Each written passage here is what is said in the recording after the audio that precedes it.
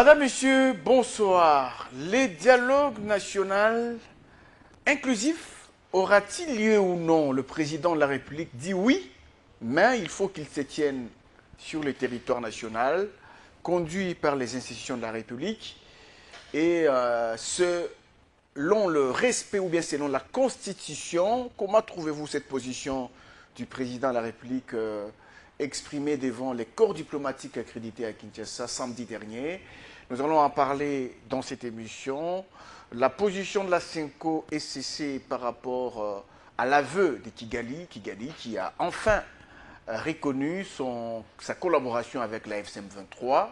Comment trouvez-vous cette position? Nous allons en parler dans cette émission avec M. Isaac Bakoukou. Isaac Bakoukou est coordonnateur de la dynamique des développements. Isaac Bakoukou, bonsoir. Bonsoir.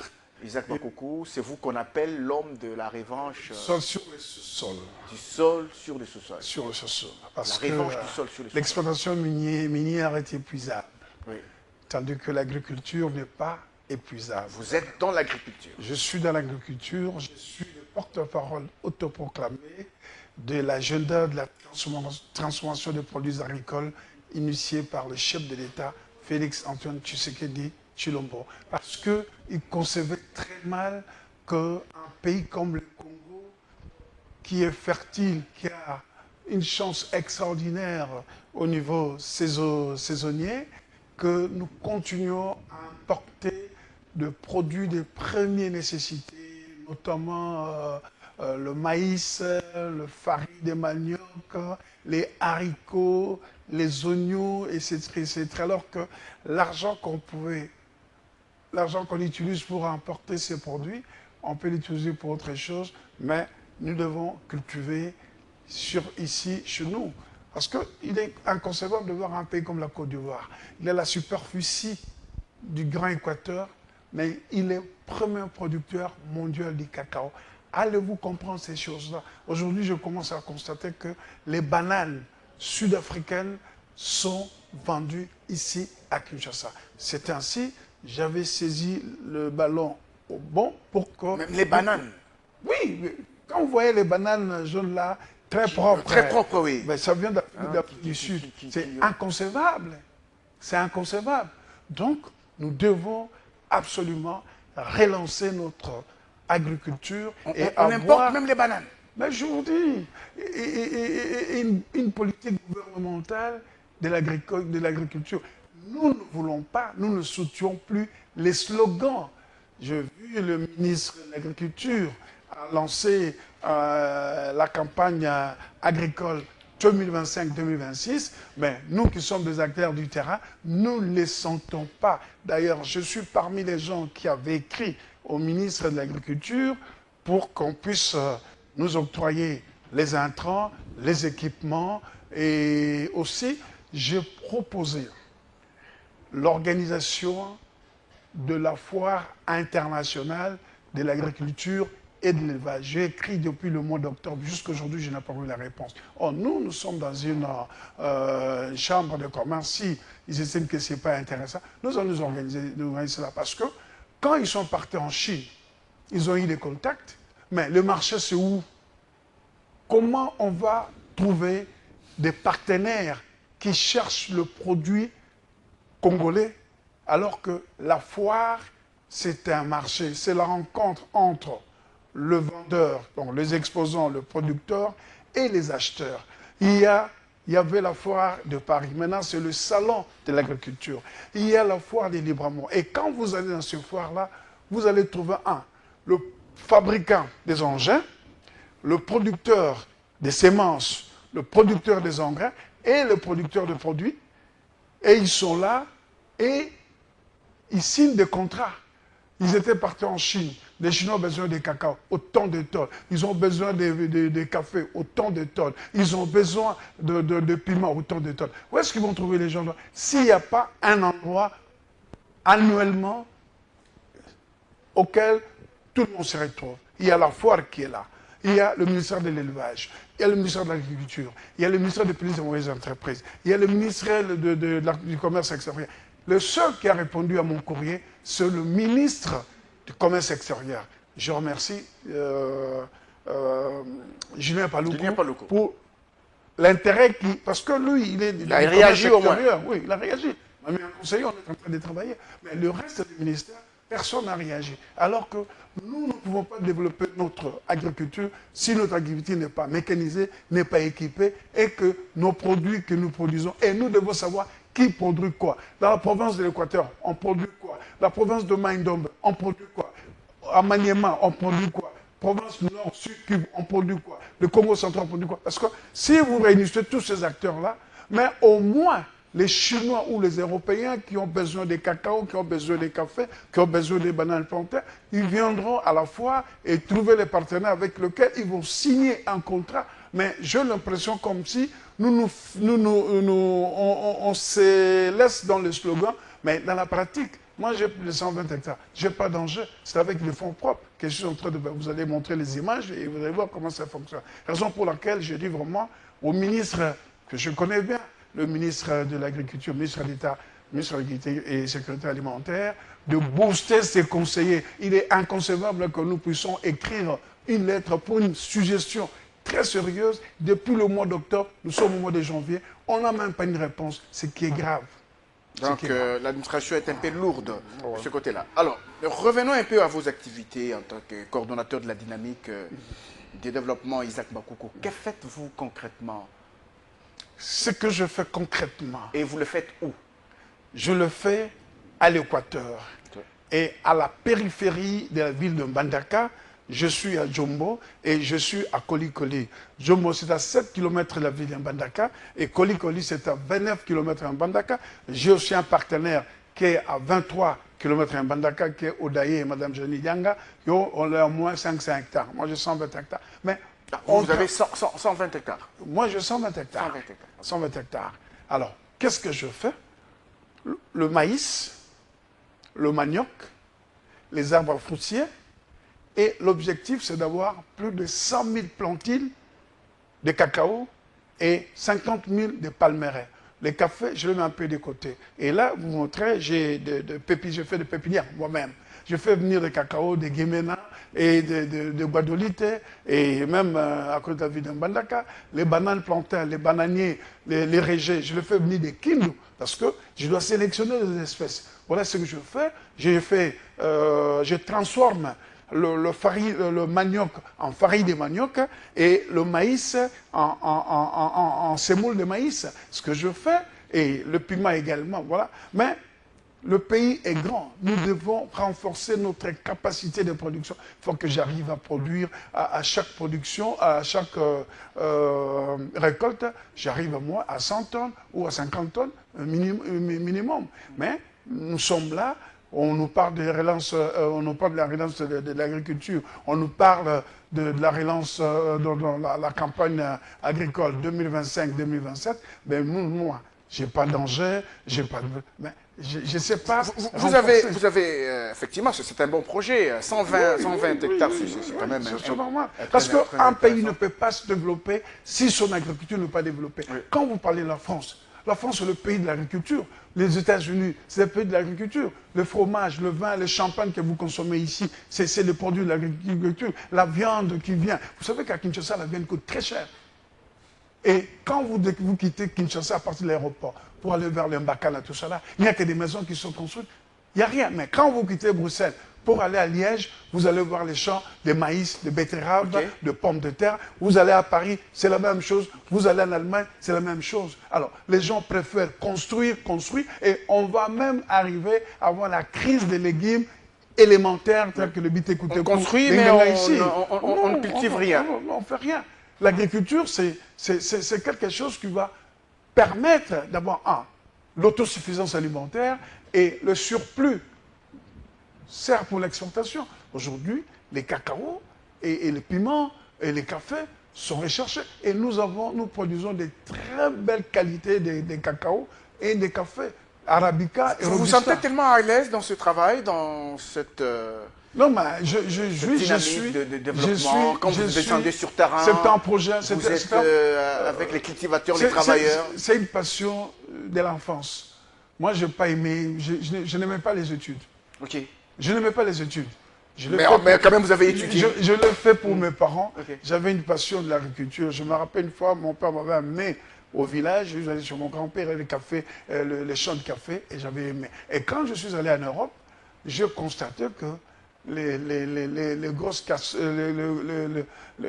le gros véhicule, ce sont les agriculteurs qui roulent avec. Roulent avec. Ils sont agriculteurs, se sont fait de l'argent. Oui. Et ils ont des puis, gros véhicules. c'est une activité de proximité.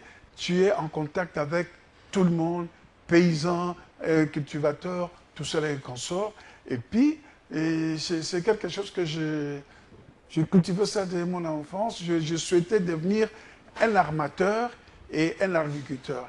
Et je crois, maintenant, ces rêves-là, je les concrétisés, parce que j'ai conçu aussi un petit bateau de 450 tonnes pour éviter que je sois dépendant des armateurs, pour que les histoires, pour tout ça. Bon, je me suis organisé dans ce sens-là. Mais il faut que notre gouvernement puisse avoir la même vision que l'Union européenne, qui est ce qu'on appelle la politique agricole, la PAC. Donc la politique agricole commune. Ils subventionnent, faciliter des crédits.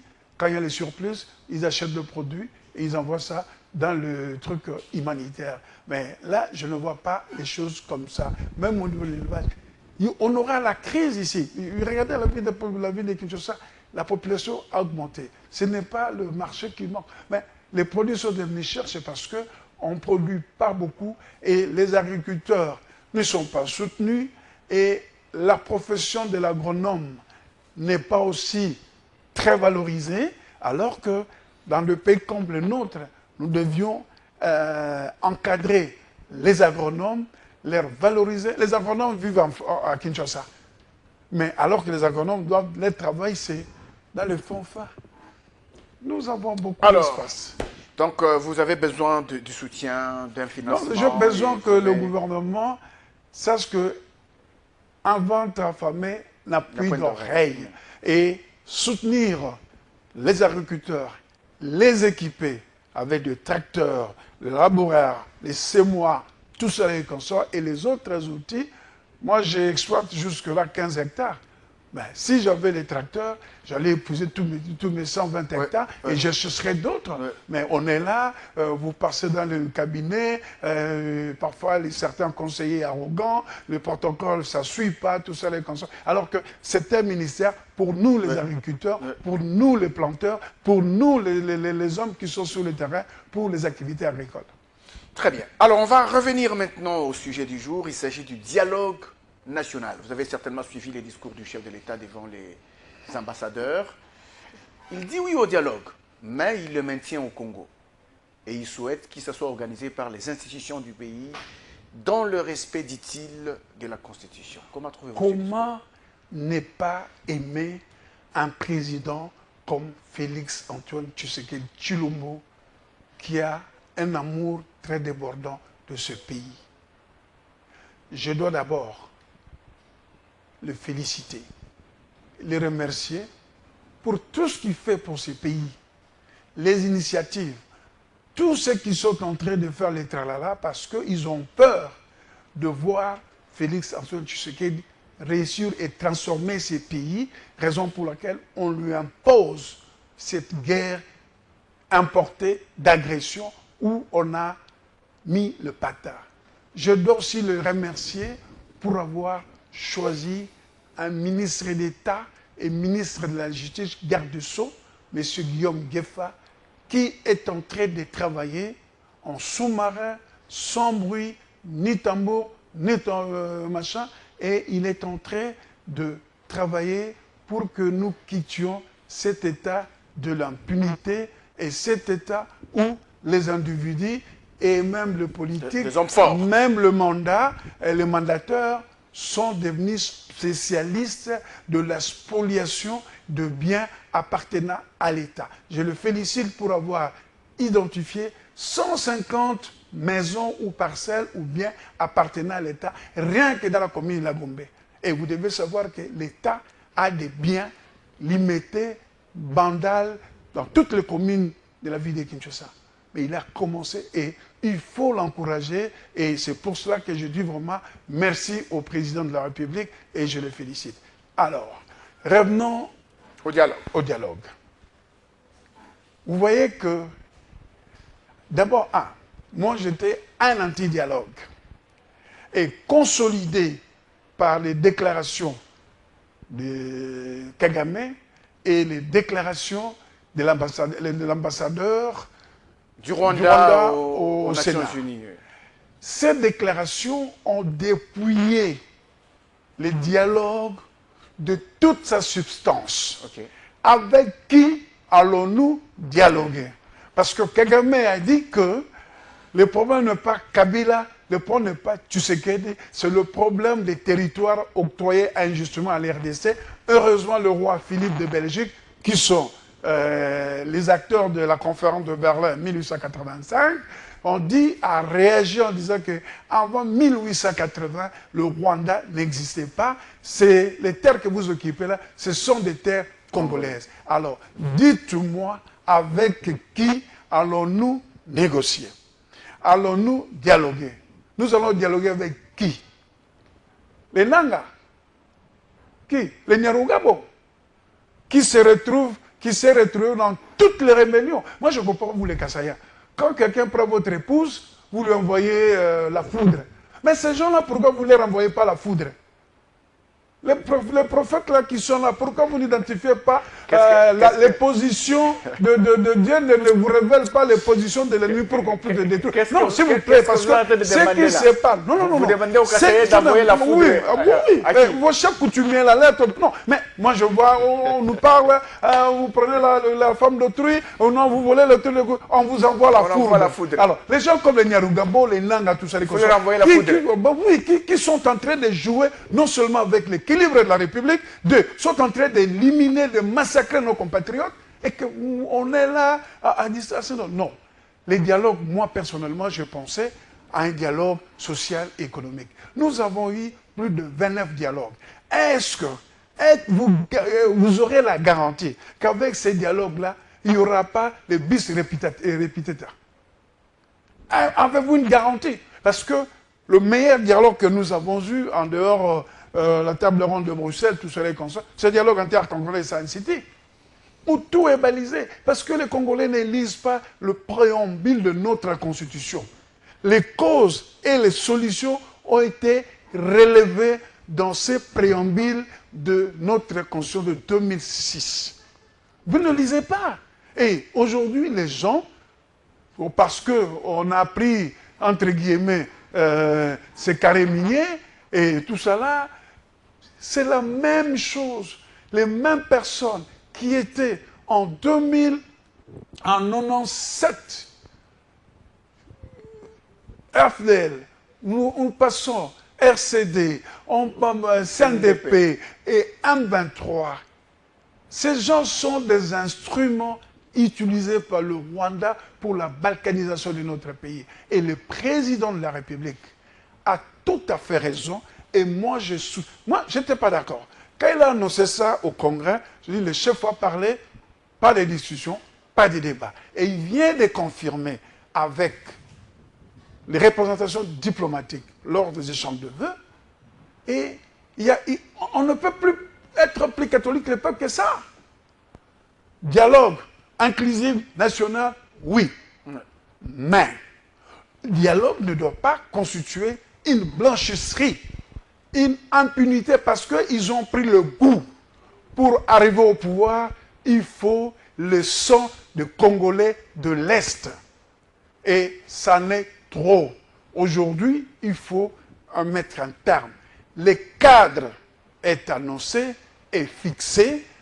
Comme Lumumba disait, l'histoire de la RDC ne s'écrira pas ni à l'Orient, ni à l'Occident, mais c'est en Afrique et au Congo. S'ils veulent réellement écrire une nouvelle livre de la RDC, c'est ici, et je crois que ce sera le dernier dialogue qui puisse exister dans notre pays. Alors, à ce moment-là, si il faut s'en tenir à cette position, comment récupérer les villes qui sont sous occupation aujourd'hui? civis pacem parabellum. Celui qui veut la paix prépare la guerre. ne peut pas la guerre.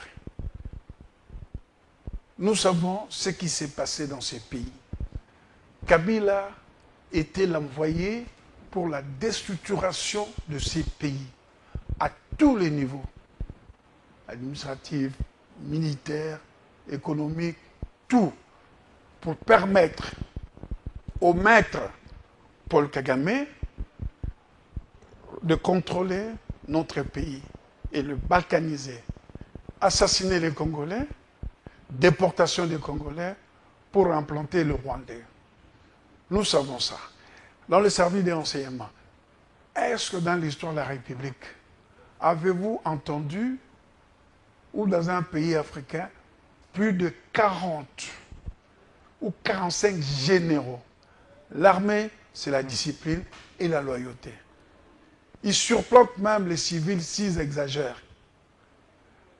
Le 14 juillet 2018, le plan pour consolider les généraux pour soutenir Kabila, ça a commencé en 2018, le 14 juillet, quand il a nommé plus de 130 généraux. Mobutu Parti n'a pas laissé plus de 30 généraux. Il en a nommé 130. Nous sommes à 200 et quelques généraux. Demande à Maître Kabengele qui est souvent ton invité, ouais. Il va vous le dire. Il y a des ordonnances à partir de cette date-là. À quoi sert dans une armée, dans un pays, avoir 250 généraux? Vous avez moins de 25, mais nous savions que non. Unité aéroportée, c'était le général Mayele. Blindé, Somao. Serpent de rail, Ikuku. Tout ça. Les militaires se reconnaissaient à travers leurs généraux. Dites-moi ces généraux qui sont aujourd'hui, qui sont suivis par leurs troupes. Nous n'avons pas de généraux de troupes. Alors, tout s'est passé. Je pense que l'offre du président, c'est à prendre ou à laisser. À prendre ou à laisser. Oui, et nous allons nous organiser pour récupérer. Nous avons des accords. Nous avons signé les accords. Rwanda, RDC, les USA. Et nous devons respecter. Et dans les accords, c'est prévu, il faut les retraits de toutes les armées étrangères, notamment l'RDF, et puis les M3, tout ça, les consulaires dégagés.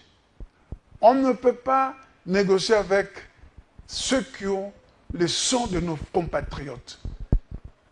On ne peut pas négocier avec eux. Parce que la Constitution prévoyait, l'article 64, nulle part ailleurs dans notre Constitution, il est prévu de prendre les armes. Et dialoguer sur base de quoi? Il y a les institutions de la République légitimes et légales. On doit négocier sur base de quoi? Il n'y a pas besoin de cohésion nationale, estimez-vous? La cohésion nationale, on le fait avec des gens qui n'ont pas utilisé les armes, qui ont le sang, qui sont des vampires. On va les blanchir. On parle de l'impunité. Les détourneurs, les criminels, non seulement les droits humains, mais les criminels économiques aussi. Alors, si c'est comme ça, nous allons recommencer à zéro. Nous allons toujours vivre ce cycle-là. À un moment donné, il faut mettre un terme. Tu veux le pouvoir, allons aux urnes. Tu veux le pouvoir, allons aux urnes. Plus question de prendre les armes pour revenir à la négociation et dialogue et au partage. Pas question. On va mener... Est-ce que Fayoulou a pris les armes? Fayoulou a pris les armes. C'était le mieux placé. Deuxième, est-ce qu'il a pris les armes? Et les autres acteurs politiques de l'opposition, Jean-Marc Kabound a pris les armes. Alors, nous devons arrêter cette philosophie de pouvoir, ou prendre le pouvoir. Il n'y a que... Le Congo a plusieurs communautés. Il y a plusieurs tribus. On ne va pas les tribus de communautés. Mais la Senko ne voit pas les choses de cette manière. Lorsqu'on suit Monseigneur Donatien Cholet, lorsqu'on suit le président de la Senko même, Monseigneur Fulgence Mouteba, mais aujourd'hui, ils veulent. Aujourd'hui, ils sont pris dans leur propre piège. Laissez-moi vous dire, ça, je suis encore en deuil de mon grand frère, mon oncle, mon papa. mbisi ya munene na ebale muke mokongo libanda. François Kaniki Outoueme, tigre pour les intimes. À la veillée mortuaire, oui. M. Cholet était là. Il a même sollicité pour saluer le président. Nous avons refusé. Ah bon? Ah oui. Nous avons refusé. Le président était au palais du peuple à la veillée mortuaire. Le jeudi passé. Le jeudi passé. Oh, c'est récent. Kaniki a été enterré vendredi. Alors, il faut savoir... Kaniki, il est sénateur. Oui, il a sollicité. Moi, j'étais derrière lui. J'ai dit au gardien, au type de sécurité, il ne faut pas le faire passer. Il ne faut pas le faire passer. Alors, sa président il voulait passer pour saluer le président. Non, et nous avons dit, j'ai dit au type, à la poison, sa président. Non. Parce qu'ils ont perdu leur place dans la société. Ils ont perdu leur place dans la société. Ils sont devenus des politiques qui quittent le prêtrisme et qui viennent dans l'arène politique. On va s'échanger. On l'a suivi là avec ma soeur Mireille Boketcho. Très mal à l'aise. Kagame à vous, l'ambassadeur à vous, mais ni Cholet, ni Cardinal Mbongo, jusqu'aujourd'hui, n'ont jamais condamné l'agression. Et aujourd'hui, Kagame a avoué que les M23, les AFC sont des instruments. Leur place, c'est où? C'est la haine contre le président Tshisekedi ou c'est pour la République? Tshisekedi, là, il passera. Tshisekedi n'est pas le premier président de ces pays. Mais ces pays existent depuis nos ancêtres. Le problème que nous avons aujourd'hui, c'est de pouvoir défendre notre nation. Et tous les bords. Vous voyez même dans certains pays, l'opposition, tout quand il s'attache, quand ça touche à la nation, il n'y a plus l'opposition, il n'y a plus les machins, tout le monde pour la défense de la République. Et vous me parlez de la CENCO qui, vous savez, la main... Qui a un impact social, social pour la main, ensemble. Vous savez, la main qui donne, c'est la main qui contrôle. Quand vous allez faire votre tournée, l'agresseur vous donne l'argent, les ennemis de la République vous donnent l'argent. Quelle position pourriez-vous avoir? Vous savez, moi, j'ai fréquenté des cardinaux. Etchou et Monseigneur Monsengo. Monseigneur Monsengo, au cardinal Monsengo, il avait les tempos.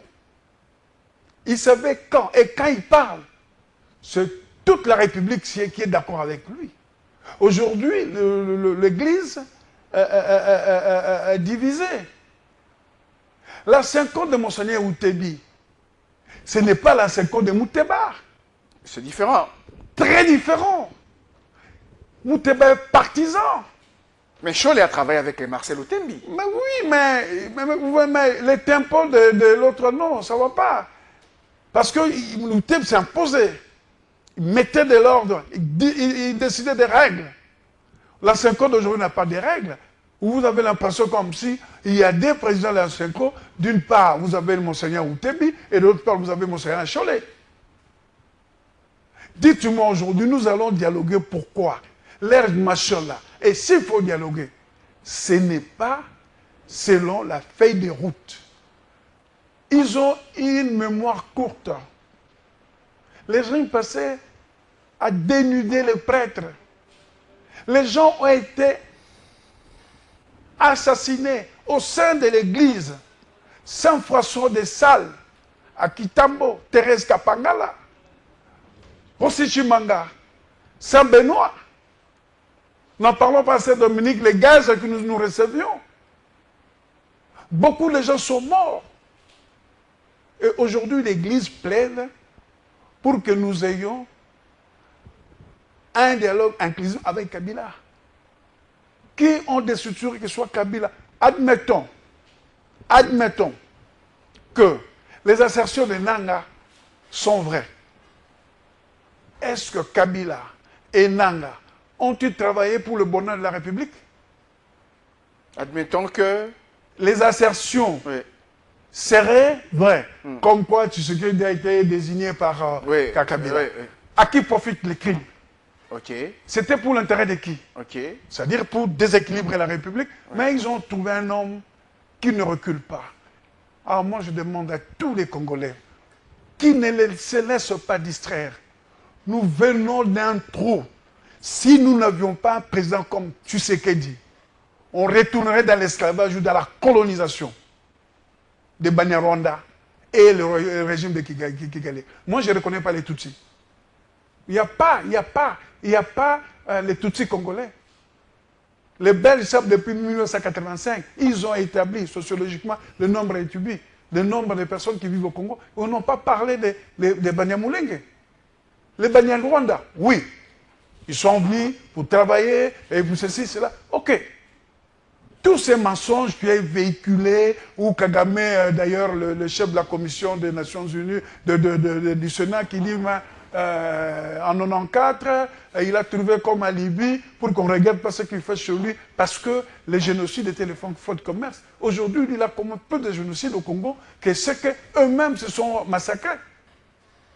Mais les génocides, ce sont les autres qui viennent vous massacrer, Arméniens et le génocide des Juifs par les Allemands.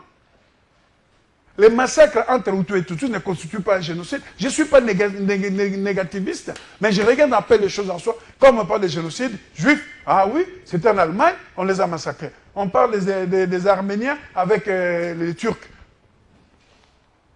Ça montre l'histoire. Alors, nous, en tout cas, moi, j'aurais souhaité que ce soit les dialogues social-économiques, parce que nous avons un problème économique et social à régler, relever le niveau de vie des Congolais. Nous avons fait des dialogues politiques qui ont débouché à rien. Ils ne respectent rien.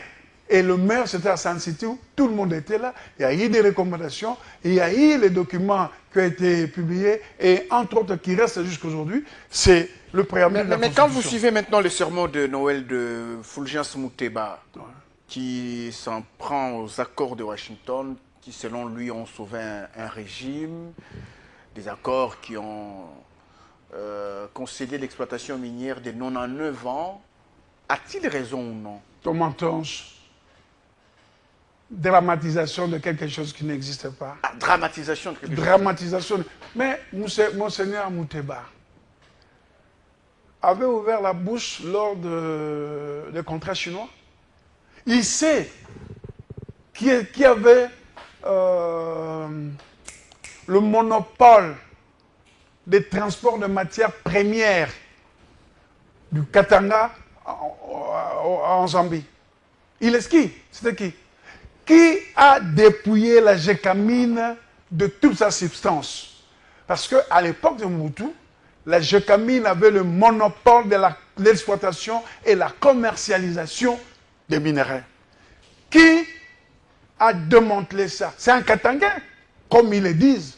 C'est un Katangais. C'est le régime Kabila qui a démonté, qui a dépiécé, il a dépouillé le monopole de la gécamine. Et quelqu'un qui était gouverneur là, qui avait le monopole de transport, Hakuna Matata. Bon. Ah oui, parce qu'ils oublient, ils ont la mémoire courte.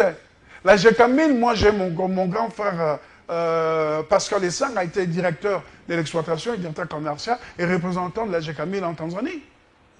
C'est la gécamine qui exploitait tout. Et la gécamine contribuait à hauteur de 80% à notre budget. Ok. Ah oui. Quand il doit parler des choses, il nous montre dans l'accord, là où il est marqué de 99 ans. Ils sont prêts, ils sont bons, qu'on laisse les Kagame exploiter, assassiner les Congolais, alors là c'est d'accord. L'accord bon ou mauvais, il faut l'exploiter, il faut l'exploiter. Alors, revenons maintenant aux révélations ou bien aux aveux de Kigali, qui réclament les terres au Congo. Son ambassadrice qui a parlé, l'ambassadrice du Rwanda qui a parlé devant la Chambre des représentants des États-Unis, qui effectivement reconnaît cette coordination sécuritaire entre le Rwanda et l'AFC M23. Que devraient faire les Nanga et consorts, les Congolais qui se trouvent dans l'AFC M23? Nanga a parlé, il a quand même dit, il a effectivement accepté cette collaboration qui se trouve entre les deux, mais ils ont leur compréhension à eux qui n'est pas la vôtre. Bah non, le problème est celui-ci. Ils avaient signé l'accord à Doha. Ils ont signé l'accord de Doha, qui est supplétif de l'accord de Washington. Alors, quand vous n'avez pas respecté l'accord, ils ont attaqué Ouvira. L'accord de Doha tombe. Maintenant, on applique en entièreté l'accord de Washington. À Doha, il y a eu cette déclaration de principe, et puis l'accord cadre. Oui, il y a un accord cadre et qui demandait les cessez-le-feu et les retraits des troupes. Ils sont allés tuer les gens à Ouvira. Ils sont allés tuer les gens à Ouvira. Et avec les révélations là, dites-moi, les revendications reposent sur quoi? Non, soyons quand même réalistes et sérieux. Est-ce qu'aujourd'hui, les AFC et les M23 ont une revendication qui peut faire valoir aujourd'hui, après les révélations de Kagame? Tout est clair comme l'eau de la roche. Le problème, c'est Kagame qui nous agresse, il a utilisé les Congolais et il faut maintenant le contre-offensive des Congolais avec les partenaires avec lesquels nous avons signé les accords. C'est clair. Parce que cette collaboration, en armement, en tout, ils sont là. Combien de FDRL qu'ils ont identifiés, qu'ils ont ramenés au Rwanda? RCD avait occupé pendant 3 ans Goma. Ils ont sorti combien de FDRL? Aujourd'hui, il est démontré, c'était qu'un prétexte pour agresser le Congo et exploiter le Congo, exploiter les minerais du Congo et massacrer les Congolais, déporter les Congolais et installer les Rwandais. C'est ça la politique. Alors dites-moi, Nanga, il a plusieurs revendications. Dictature, minerais, tout ça les consorts. Ça repose sur rien, ce sont des aventuriers qui jouent avec l'équilibre de la RDC et les Congolais ne sont pas fanatiques. Et Kagame qui est quand même très clair par rapport à ses revendications territoriales, ça signifierait que même après quelques années, même s'il y aurait stabilité sécuritaire, les Rwandais chercheraient toujours par tous les moyens pour combattre la RDC, parce qu'ils cherchent les terres. Non, parce que avait des alliés à l'intérieur. Il avait les alliés à l'intérieur. Mais avec notre régime ici, les on a démantelé, ses alliés, oui. On a Congolais. Kigali avec tout. Regardez même Claude Mbalaki. Oui. Il était au service de Kigali. Alors, Dieu est grand. Au service de Kigali, dans les institutions, il était coordonnateur du MNS. Oui, mais conseiller du président de la République à la présidence de la République. Un certain nombre de cadres de la SADC l'avaient dénoncé. Et pourquoi il a été mis hors jeu? Quand on a constaté ça. Il était hors jeu depuis longtemps. Hein. Oui. Avant qu'il officialise. Oui. Tu peux tromper tous les jours. Vous avez 90 jours, mais un jour, on va t'attraper. On va te rattraper. Et moi, je félicite M. Nzoum et son équipe de la NER, mon grand frère, Roger Makombo, de la direction du renseignement militaire. On peut traiter Gisèle Kabanga, Jean-Claude Boukassa, le tout. Mais ces gens font du très bon travail. Ils sont attaqués dans les réseaux sociaux. On voit comment on attaque. Ils font du très bon travail. Ceux qui animent la cyberdéfense. Il arrive que ces gens passent la nuit dans leur bureau. Surtout mon grand frère Roger Makombo. Passe parfois la nuit à son bureau. Parce que le pays était parti loin. Des recrues jusqu'au général-major. Des traîtres et complices. Vous comprenez? Même mon vieux, le nouveau chef des maisons militaires, le général-major, Martin Malou, il faut prier pour ces gens-là. Et il faut prier aussi pour le président Tshisekedi. C'est pas facile. Mais jusque-là, on n'a que dans l'armée. Mais les acteurs politiques. Et moi, je dis politique aussi. Moi, je dis ceci. Quand on est opposant, on est intouchable. Et les Congolais lambada, on peut les poursuivre, on peut faire tout. Non. Moi, je condamne les commentaires, les critiques émises quand on arrête un opposant, Minakou, Chadari, tout ça. Chadari, c'était illégal. Un illégal, comment? Oui, attends, il ne respecte pas les lois de la République. Je vais vous donner un exemple. Sipi, l'ancien gouverneur de la Tchouapa, Jean-Claude Kajebe, ancien gouverneur du Katanga, réhabilité par la Cour constitutionnelle, notifié à Chadari, il a refusé de le réhabiliter alors que les arrêts de la Cour constitutionnelle sont uniques, exécutoires, sans recours. Mais Sipi Bolobo Sipi et Kazembe, ils sont restés dehors. Et qui était à la base? Il a violé la loi. Et quand on arrête Emmanuel Chadari, pendant qu'il était ministre de l'Intérieur. Pendant qu'il était vice-premier ministre de l'Intérieur. Et quand on arrête les gens illégaux comme ça qui ne respectent pas la loi, les gens crient. Non, ils sont présumés innocents. Mais il faut que les services travaillent. Il faut que le service mène les investigations. Et quand ils ont des investigations, ils ont des résultats, ils ont des indices sur eux. Ils les renverraient chez leurs juges naturels. Parce que quand on est opposant, on vous arrête, c'est quoi? Et nous, quand nous avons fait la prison, moi j'ai fait la prison, sans être condamné, sans être tort. Mais il y avait les enquêtes, il faut que les gens mettent les enquêtes. Qu'on arrête ces gens-là, qu'on arrête de laisser la justice faire son travail. Alors, on va terminer par cette question concernant les dialogues. On a déjà analysé le fait pour le président d'avoir pris cette position, mais il y a eu quand même des initiatives en Angola, au Togo. On a vu l'ancien président togolais arriver au Rwanda, avec des responsabilités au niveau des anciens chefs d'État africains pour arriver quand même à... Mais oui, c'est ça l'aboutissement. Quand le président était en Angola, il a dit quoi? C'est notre champion de la paix, M. Lorenzo. L'objectif, c'était d'aboutir au dialogue. Dialogue, oui. Les thèmes de référence, les cadres là. Vous ne pouvez pas prendre les gens qui ont tué leurs propres compatriotes pour leur soif du pouvoir, les réhabiliter parce qu'on veut la cohésion. Nous avons une cohésion. Ce sont eux qui ont mis la décohésion. Ce sont eux qui ont mis la décohésion.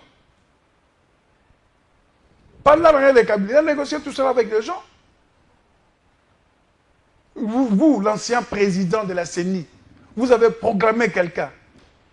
Et puis vous dites non, ce n'était pas lui. Est-ce que nous vous prendrons au sérieux? Parce qu'un homme considéré, respecté, c'est quand il donne sa parole et qu'il ne change pas sa parole. Nous sommes arrivés à la fin? Oui, je crois que... À moins qu'il y ait un mot je voudrais simplement faire comprendre aux Congolais qu'ils ne se laissent pas distraire de ces Congolais. Pour avoir le pouvoir, il faut massacrer les autres Congolais. Même certains politiques, ils ont été là. La position des chefs de l'État, nous devons tous être derrière pour mettre un terme dans ce cycle de criminalité, ce cycle des assassinats, ce cycle de massacres des Congolais, parce qu'on veut accéder au pouvoir. Et surtout quand on est utilisé sans une revendication claire et précise. Ne vous trompez pas. Soyons derrière le président de la République, Félix-Antoine Tshisekedi Tshilombo, derrière les institutions. Il a déjà donné les cadres du dialogue et allons dans ces dialogues-là pour donner une autre solution définitive. Merci. Afin que tout se passe dans la légalité, au respect des institutions. Parce que nous ne sommes pas dans une crise de légitimité. Les institutions fonctionnent, le Parlement fonctionne, le président, le Sénat, le gouvernement, nous ne sommes pas dans une crise de légitimité. Il faut que les gens comprennent là. C'est un président réélu et ils ont aujourd'hui amputé son mandat pour qu'il ne puisse pas exercer son mandat en entièreté. On a amputé les gens de l'Ituri, les gens de Nord Kivu, de Sud Kivu. Et moi je dis, si même nous allons au dialogue, il faut mettre les compteurs à zéro. Merci, M. Isaac Bakoukou. Nous rappelons que vous êtes... C'est moi qui vous remercie. Coordonnateur... Aujourd'hui, ma tenue là, je suis encore en deuil pour mon grand frère, François Kaniki, Utiomo Tigre, l'ancien sénateur, l'ancien top manager du groupe Bolloré. Mes condoléances. Okay. Merci. Nous rappelons que vous êtes coordonnateur national de la Dynamique de développement, Isaac Bakoukou, l'homme de la Revanche sur le sous-sol. Du sol sur le sous-sol. Merci d'avoir... Ennemi Anzala. Ennemi Anzala. Voilà. Merci. Dames et messieurs, c'est par là que nous terminons cette émission. Merci à vous de l'avoir suivi. On va vous retrouver prochainement pour d'autres numéros de Table Ronde. Au revoir.